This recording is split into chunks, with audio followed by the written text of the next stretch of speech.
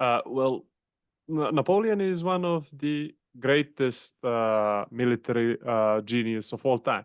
But when everybody speaks about his battles, the first one that come to mind are the Russia and the Waterloo.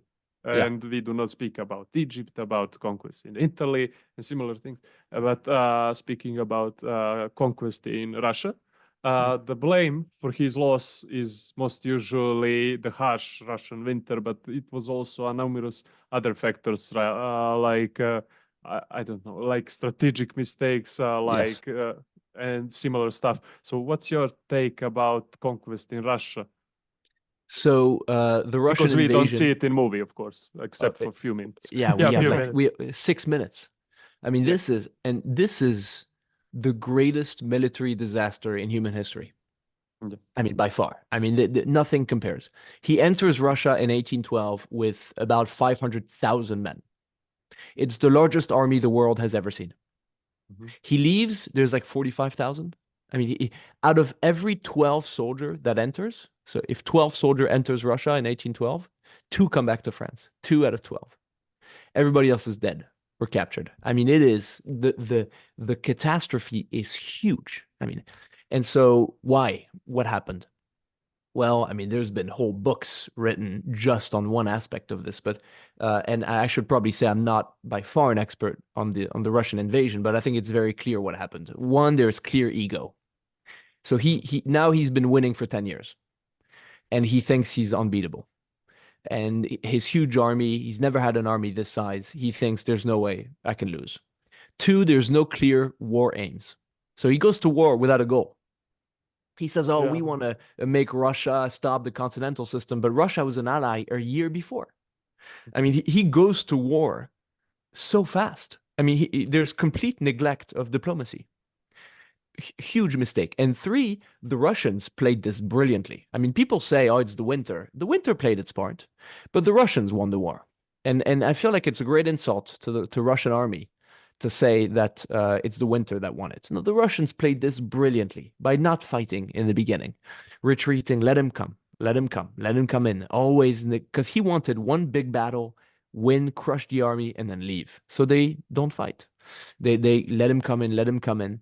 And then the great resilience of the Russian people that they've shown so many times in their history by burning everything, scorched earth policy, burning all the farms, burning all the forage, and at the end, burning Moscow. Can you imagine? Burning Moscow. I mean, they burn one of the second or the greatest city in their empire. 90% of the population leaves when he enters.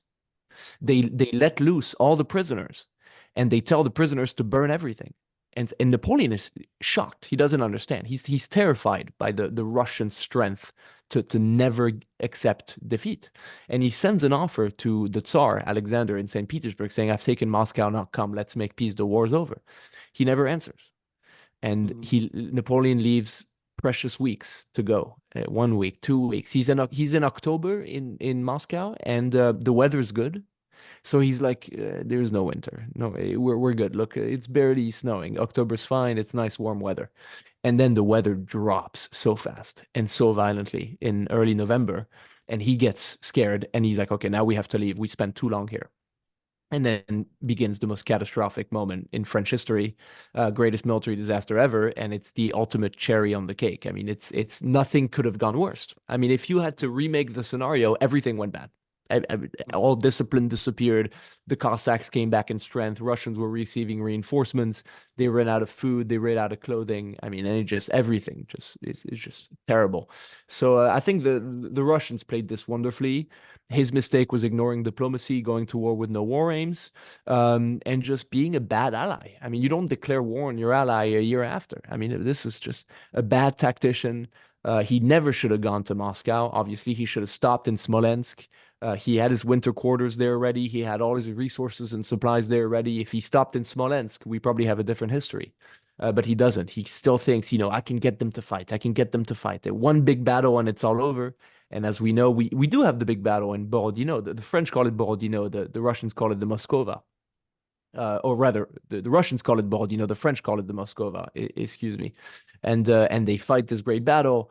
And that's when he takes Moscow. But of course, it's not decisive. And the Russian army is not destroyed. And then he lives with the consequences. And we lose basically the entire French army never recovers. And even 2 years later, he would still have trouble getting horses because so many horses died in Russia. All of the NCOs, the core of an army, the non-commissioned officers, there was always going to be a trouble of getting new ones.